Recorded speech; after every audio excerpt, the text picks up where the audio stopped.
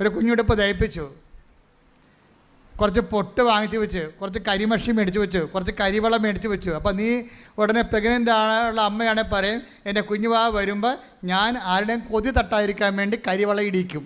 വല്ല കാര്യമുണ്ടോ? കരിവള അന്ധവിശ്വാസമാണ്.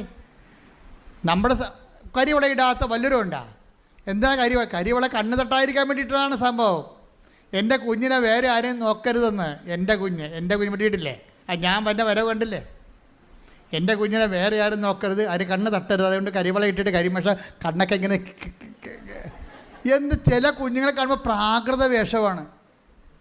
ഞാൻ ചോദിക്കും, നീ തന്നെ ഇത് പറ്റതാണോന്ന് ചോദിക്കും. പക്ഷേ അമ്മ തന്നെ അത് മിടുക്കിയായിരിക്കണം. കൊച്ചാണെങ്കിൽ മൊത്തം കരിവാരി തേച്ച് എന്നാൽ കണ്ണ് തട്ടാതിരിക്കാൻ വേണ്ടി ചെയ്തിരിക്കുകയാണ്. എൻ്റെ കുഞ്ഞിന് കണ്ണ് തട്ടരുതെന്ന്.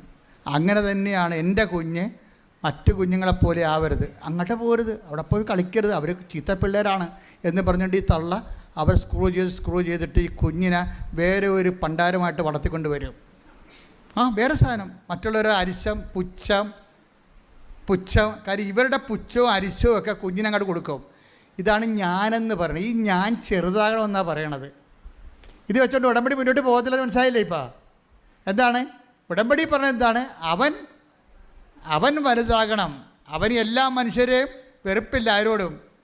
ചുങ്കക്കാരോട് പറയും, മത്തായി ഇവിടെ വന്നാൽ പറയില്ല, നിൻ്റെ കൂടെ ഞാൻ ഇരുന്ന് ഭക്ഷണം കഴിക്കണതേ 10 മനുഷ്യരെ കാണണം. അതാണ് പ്രശ്നം. കണ്ണ് നിറഞ്ഞു പോകും കർത്താവിൻ്റെ കളി കണ്ടു കഴിഞ്ഞാൽ. ചുങ്കക്കാരൻ അബോമിനൽ പേഴ്സണാണ്. ചുങ്കക്കാരന് എല്ലാവർക്കും പുച്ഛമാണ്. ഇവനെ കാണുന്നതിനെ അവർ തുപ്പും. ഉടനെ അവനെ വിളിച്ച് പറയും, നിന്നെക്കൊണ്ട് കുറച്ച് പണി ദൈവത്തിനുണ്ട്, അത് ഞാൻ ചെയ്യിക്കും, നീ എൻ്റെ ചരിത്രം എഴുതും. പക്ഷേ അതിക്ക് മുമ്പ് നിന്നെ ഒന്ന് വയറ്റ് വാഷ് ചെയ്യാറുണ്ട് എനിക്ക്. ഞാൻ ഇന്ന് നിൻ്റെ വീട്ടിൽ ഭക്ഷണം കഴിക്കും.